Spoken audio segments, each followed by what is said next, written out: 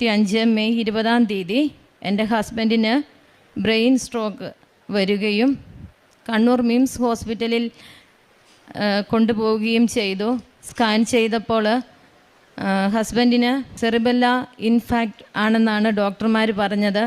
അതിനോടൊപ്പം തന്നെ ഒരു എഡിമ രൂപപ്പെടുകയും ചെയ്തു എന്ന് പറഞ്ഞു. വലിയ റിസ്ക്കാണ്, പെട്ടെന്ന് ഓപ്പറേഷൻ വേണം എന്നും ഡോക്ടർമാർ പറഞ്ഞു. അങ്ങനെ 21 ഞങ്ങൾ എൻ്റെ ഹസ്ബൻഡിനെ ഓപ്പറേഷൻ ചെയ്തു. ഡോക്ടർ പറഞ്ഞു എല്ലാം സക്സസ് ആയിരിക്കുന്നു, നന്നായി ചെയ്യാൻ പറ്റി, യാതൊരു കുഴപ്പവുമില്ല എന്ന് പറഞ്ഞു.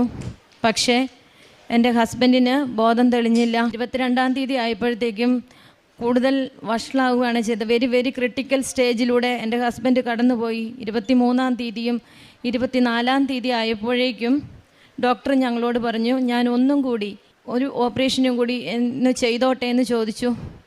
ഈ നിമിഷങ്ങളിലെല്ലാം മാതാവിനോട് ഞാൻ വിളിച്ച് കരഞ്ഞ് പ്രാർത്ഥിക്കുന്നുണ്ട്.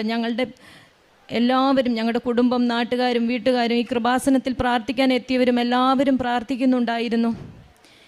അങ്ങനെ ആ ഓപ്പറേഷൻ നടക്കുന്ന സമയത്ത് തന്നെ എനിക്ക് ഇവിടെ ഉടമ്പടി എടുത്ത് പ്രാർത്ഥിക്കണമെന്നും എനിക്ക് കൃപാസന മാതാവിൻ്റെ അടുത്ത് എത്തണമെന്നും ഞാൻ എൻ്റെ വീട്ടുകാരോട് ആവശ്യപ്പെട്ടു. ഈ സമയം എൻ്റെ ഹസ്ബൻഡ് വെന്റിലേറ്ററിൽ കിടക്കുകയാണ്, ബോധമില്ലാതെ കിടക്കുകയാണ്. എന്നിട്ടും ഒരു ആംബുലൻസ് കാണുന്നത് വരെ പേടിയുള്ള എനിക്ക് ഇതെല്ലാം തരണം ചെയ്യാനാവുന്നില്ലായിരുന്നു. അപ്പോൾ ഞാൻ ഇത്രയും ദൂരം കണ്ണൂരിൽ നിന്ന് ആലപ്പുഴ വരെ എത്താനായിട്ട് ഇത്രയും ലോങ് ദൂരമുണ്ട്. അതുമാത്രമല്ല അന്ന് മഴക്കാലമാണ്, പ്രതികൂല കാലാവസ്ഥയാണ്. ഞാൻ ശാരീരികമായി ക്ഷീണിതയാണ്. എൻ്റെ ഹസ്ബൻഡ് വെന്റിലേറ്ററിൽ കിടക്കുന്നു. അതുകൊണ്ട് എൻ്റെ വീട്ടുകാരെല്ലാം പറഞ്ഞു നീ പോവണ്ട എന്ന് പറഞ്ഞു. പക്ഷെ ഞാൻ വാശി പിടിച്ചു. എനിക്ക് കൃപാസന മാതാവിൻ്റെ അടുത്തെത്തിയാൽ എനിക്ക് ഉറപ്പായിരുന്നു എല്ലാം സൗഖ്യപ്പെടുമെന്ന് ഞാൻ ഉറച്ചു വിശ്വസിച്ചു.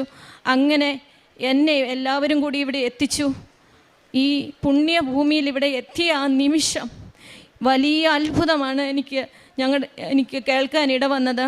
ഞാൻ എൻ്റെ ഹസ്ബൻഡിൻ്റെ ഫോട്ടോയും ആശുപത്രിയിൽ കിടക്കുന്ന ഫോട്ടോയും മെഡിക്കൽ സർട്ടിഫിക്കറ്റും എല്ലാമായി അച്ഛൻ്റെ അടുത്ത് കാണാനെത്തി. അച്ഛനെ കണ്ടു. അച്ഛൻ അത് കുരിശ് വരച്ച് ഈ കൃപാസന മാതാവിനെയും ഈശോയുടെ അടുത്തും തൊട്ടു പ്രാർത്ഥിച്ചു. ആ നിമിഷം കണ്ണൂർ ഹോസ്പിറ്റലിൽ നിന്ന് ഞങ്ങളെ വിളിക്കുകയാണ്. ബോധമില്ലാതെ കിടക്കുന്ന എൻ്റെ ഹസ്ബൻഡ്, വെന്റിലേറ്ററിൽ കിടക്കുന്ന എൻ്റെ ഹസ്ബൻഡിന് ഐ കോർഡിനേഷൻ കുറച്ചൊക്കെ കിട്ടിയെന്നും പോസിറ്റീവ് സൈൻ കാണിക്കുന്നുവെന്നും പ്രഷർ ചെലുത്തുമ്പോൾ കൈവിരലുകൾ ചലിപ്പിക്കുന്നുവെന്നും കേട്ടു. ഒത്തിരി സന്തോഷം. എൻ്റെ